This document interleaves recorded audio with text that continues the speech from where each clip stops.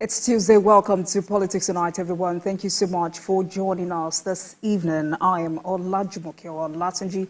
United States Secretary of State Anthony Blinken arrives Villa, meets President Tinubu.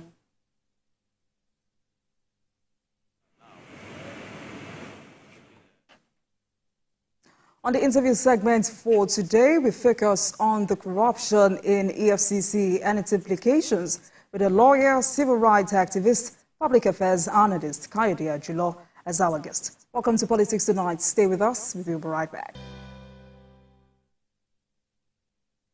Welcome back, everyone. It's a 30-minute conversation for tonight, so let's get straight into it. Since the establishment of the Economic and Financial Crimes Commission in 2003 to investigate financial crimes in Nigeria, the agency has been entrenched in controversy, partly for its approach in fighting corruption, which experts have described as selective, and for the character of persons that steer its affairs. Many have also said, if as at 2023, Nigeria still ranks as a highly corrupt country, what exactly has the FCC been doing over the past 20 years? Also interesting that every past CFCC chairman had faced serious allegations. Now let's get straight into this. Joining me for his perspective on this matter is Kayode Ajulo, a lawyer, civil rights activist, and public affairs analyst. He joins us via Zoom. Thank you so much for joining us this evening, sir. Good to have you on Politics Tonight. Well, it's my pleasure. Good evening. Right. So not long ago, you called on the president to set up a presidential task force to identify corrupt officers. Why do you think this is important? Well, thank you very much. The call on the president, it is not only to identify corrupt officer, but to look into the activities of the EFCC, to identify where the problem is, where they have their problem, and how they've not been able to meet up with their mandate. And if we must take a recourse back to the memory lane, if you remember in 2002, you mentioned 2003, there are, since 1999,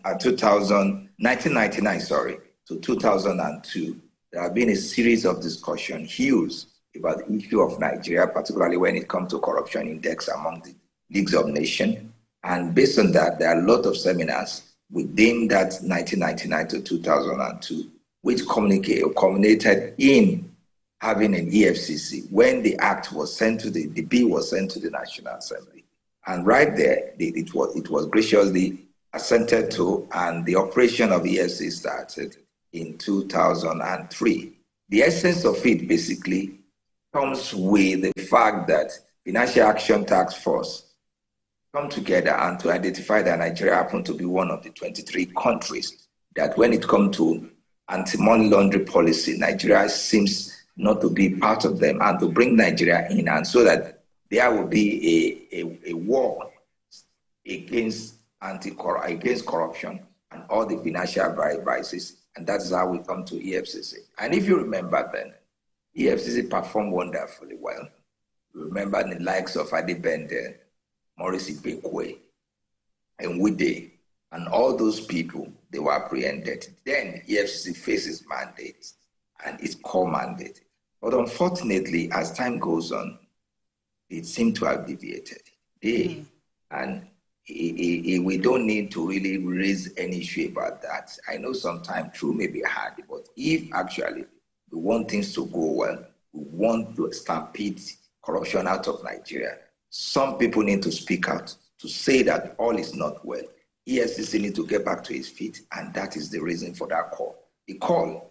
And what makes it more better is as if, after making the call, the chairman of the EFCC has even come out to confirm that actually some of my operators, investigators, are taking bribes. And what some of us, our expectation is, those people will be named, they will be prosecuted, they will be sent out of the system, that is out of the EFCC. But the only thing I hope I'm hearing it correctly to say that they should change their ways. And I say, oh, this happen to be the chairman of Efcc that have been arresting other people that have been dealing with them, that have been prosecuted. How do we get to this point? So it is so obvious that the Efcc cannot self-policing itself. They cannot overhaul themselves. And I believe presidential task force will do the best of the job. Don't forget, we've had some probing of EFCC, but it seemed only to be probing the top. If you remember the time of Magu. Magu was by my Lord Justice Ayo Salami. But that always seemed to be the head. But here we're talking of holistic auditing, holistic listen to know what has been run, integrity tests to know who are the officers. All of them, I believe there is the time, and this is what a better time than now. So, Dr. Kayode, I'm sure you would agree with me that the EFCC, like other anti-corruption agency, is seen as Nigeria's white book, free from stain. But now the news coming from the agency, just like you said, isn't palatable. What exactly is going on in the EFCC? And there are others who have also said, is it really about the EFCC or the kinds of public office holders we have in Nigeria and the kinds of politicians we have? When we talk of EFCC happens to be one of the institutions in Nigeria. And apart from being an institution, a critical one, and not only critical one, critical law enforcement agency. One of our problem in Nigeria is corruption. And when you have a system and an establishment that is facing such, we need to place a critical look and a very interesting and high premium on them. And when we talk of corruption, like I've been saying, we can say all is not that all is that bad with the FCC. Like every other institution, like every other creation of human being or government, there will be some sprinkles of issues. But in the situation where it seems that the system has beaten more than what it could chew, I need not mention instances where it's so obvious that we can say, oh, this position, this operation is more political, is more issue of corruption than what it is. It's more grandstanding. And when such a thing happens, we need to speak out quickly because this is the beginning. We don't know what will happen. I really want the system to work. I really want the institution to work. As a lawyer, I know several times I've written letters to them and EFCC have resolved many cases. So it is something of pride for me to see that a system is working because then we have a working environment where all of us will be happy. But a situation that where you'll be having doubts, and this is so palatable, this is so clear, the fear is so apparent, so genuine, then something has to be done. I mean, from some of the reports we have, it took Kayode, the current EFCC chairman, to raise a national alarm on the corruption within that commission after about 6 chairpersons before him. What does that say about the commission, really? Well, one thing you have to know is the executive chairman of the EFCC is a lawyer, and it's someone I have a high regard for. He speaks his mind, and if you remember, if you watch him the day he presented, he was facing the Senate. He spoke from the heart, and you can see that this is exactly the kind of person we need. But when it comes to issue of corruption, it's good. It only takes the courage of a great man to be able to come to say, yes, something is wrong. But not only that you say something is wrong. Like people do say that the beacon of being compassion is not to toss a coin to a beggar, but to look at what will make such a beggar a beggar. And that's what we're saying. I think apart from raising that alarm, things need to go down, needs to check to know where is this problem. Take it out. It's like cancer. It's either you really take the cancer out at stage 1, stage 2, but by the time you're getting to stage 3 and stage 4, you know that, oh, all is lost. As of now, I believe the cancer in the FCC is just stage 1 going to stage 2. The right time to do that. And it is obvious. If I need to cite an example, you can see what happened in Zamfara recently. Is governor there, because the election is coming up, the Supreme Court, to give the judgment, in 2 or 3 days' time, EFCC jumping, running up and down. At the end of the day, the judgment went for him, which against the opponent. The opponent that the judgment went against. Some people started running after EFCC, and EFCC said, no, we'll go after such the opponent. It is wrong. It is wrong. And that one showed clearly that there is something wrong with the system, with the EFCC system, and the best time. Absolutely. The immediate past chairman, talking about Abdulrasheed Bauer, was accused of corruption and arrested, although he's been released. What is the fate of that case presently? Well, I'm not in the FCC. I'm not even part of the investigative panel headed by my Lord Justice. I may not know, but that is one of the things we are saying. Only Bauer, from what I can see, has been taken out. The same thing that happened in Magu, only Magu would have been taken out. And I know how this thing works. Must be some people, even don't be surprised, like my experience, I've been an executive of a corporation before. Most of the problem may not even be with the head, it may be with those around him. Where are those people? You find out that they are still in the system. Instead, if you must weed, is to weed all those undesirable elements. Not that you just take the flag and you take him out. That is not the way. By that indictment, from the first EFCC chairman to the last, you can see that every time there's all this issue, they are always emerging political and all those corruption issues. The question is that all this didn't even call for overhauling, call for integrity test, call for auditing of what is happening in the EFCC. That one, and that's why I said one need not to bring an instance. It speaks for itself. So clear, even the blind could see in this situation. Mm-hmm. Right, but an agency whose part responsibility is to vet public office appointees before confirmation. I mean, I'm just wondering, did the EFCC not vet Bauer, for instance, and other chairperson as well as its staff before employment? Well, we have to know that it's not the EFCC to vet Bauer. When it comes to appointment of the chief executive officer of EFCC, it lies solely with the president. President, I'm sure, has his own mechanism, has his own the procedure of vetting who to head EFCC. Not that EFCC will vet the head of who will be the chairman of the FCC. I think when it comes to that, it is the president, and president, I'm sure he has an advisor to advise him, whether the office of NSA or he has his own group that always do that. But I know he's not the EFCC. All right. So let's talk about the process of, we'll get back to that, but let's talk about the process of investigation deployed by the agency. Is it really rocket science or difficult to produce facts and figures of accused politically exposed persons in Nigeria? Well, with my experience, with the courses that I've been taking, I always believe that the crime that's so easy to unravel is basically financial crime. Because when we talk of financial crime, it is following the trail.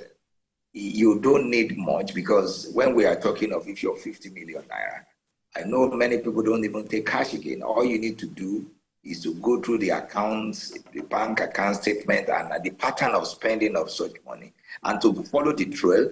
You know, unfortunately, those who are taking this money, sometimes they get so excited that they will do it and leave the trail, and that's what it is. But that is not even the problem. The problem is not about investigation. The problem is the drive behind any investigation. The problem is just for example, a minister in the same government of Kayode Ahmed Tinubu, a defense minister, you accuse him of committing fraud, and forgetting that, and this is the fraud that has been accused, that he was accused of while being a governor. And you are saying that you're going to now use it. Are you now saying it is just discovered? Forgetting that this same minister was subjected to security scrutiny. So where the question we should ask is that, where was EFCC when this security check and security scrutiny is going on? But by the time you see that EFCC seem to be prepared, seem to be induced by some people. Of course, it's so clear. You see some people taking placard. This so minister must be investigated. And the Efcc, unfortunately, either wittingly or unwittingly, lap into that conspiracy. That is wrong. That shows clearly that this is political. I will so much love it, where the Efcc, whosoever that has done wrong, must be picked, must be investigated, must be prosecuted, and they must serve this time. But not that EFCC should be turned to political tools. That's what we're saying now. Also, I mean, it's clear that the FCC has a good record of prosecuting internet fraudsters, but little or nothing to show for politically exposed persons who have been accused of corruption.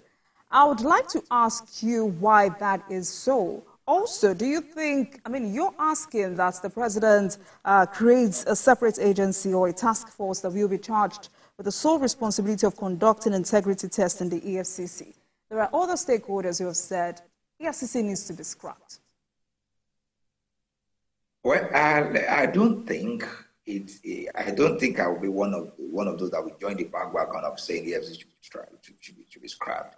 Instead of scrapping the EFCC, I will urge that there should be a way EFCC should be merged with the ICPC. You can't just scrap it, because I won't say everybody in EFCC is corrupt. I won't say everybody in EFCC is bad. So you can't do that. But first, whatsoever may be whatever may be what we may agree that this is what will happen to EFCC, can only be done until when there's independent assessment. And who I believe can do this independent assessment is the presidency. Until when we have that, then we can now know that this is what will become of the EFCC. But to ask that EFCC should be scrapped, I don't think that is the best advice in the circumstance. What matters most is only let us identify what has been the clogs in the wheel of EFCC. How do we get this fund off? These are the questions we should be asking, and that is what we need.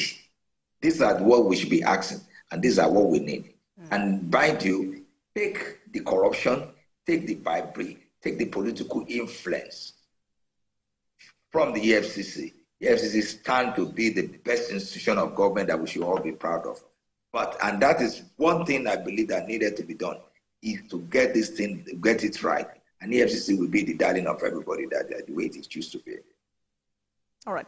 The EFCC has now announced that, I mean, it's reopening cases against former governors. Do you see a positive outcome from this?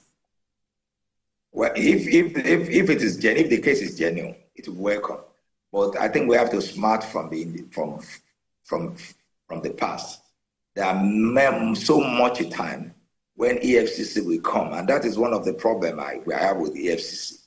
There is no need of grandstanding. I think I need to say this.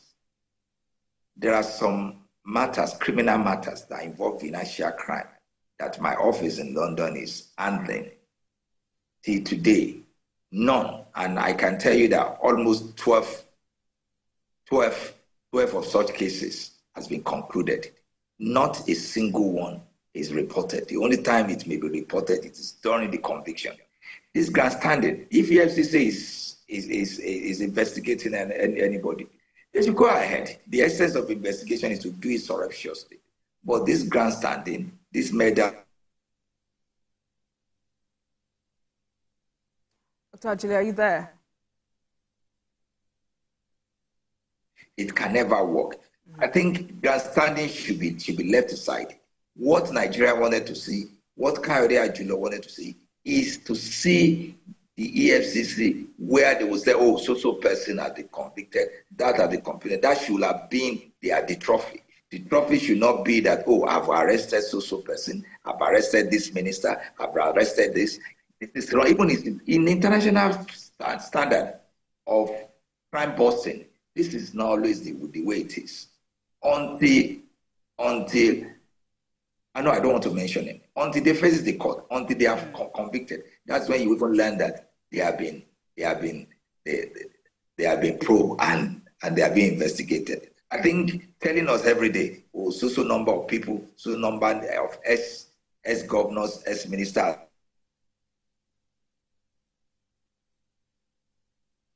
Dr. Ajulo, are you there? All right. If you can, right. Dr. Ajulo, are you there? Yes, I'm with you. All right, so finally, before I let you go tonight, earlier you talked about a merger with the ICPC, and there are those who have said one of these two institutions have to go because they practically do same thing. What do you say to that? Well, by the time you interrogate the acts of the EFCC and ICPC, you find out that they are doing something differently. One is basically about corruption. And when it comes to corruption, where corruption can first basically when you have an office where you can undermine your office to perpetrate crime, which is different from what is basically financial crime.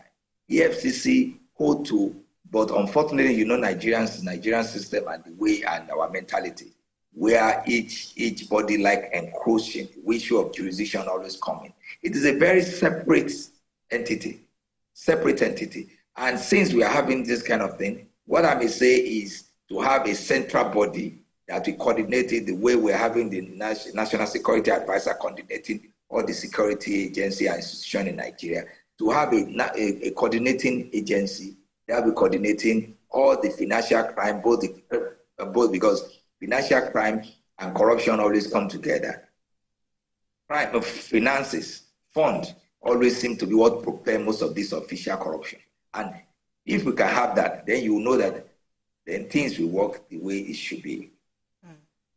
Interesting conversation there. Let me say a very thank you to you, Dr. Kayode Ajulo, a lawyer, civil rights activist, public affairs analyst, as we focus on the corruption in EFCC and its implications. Thank you so much for joining us on Politics Tonight. I look forward to more conversations with you. Thank you.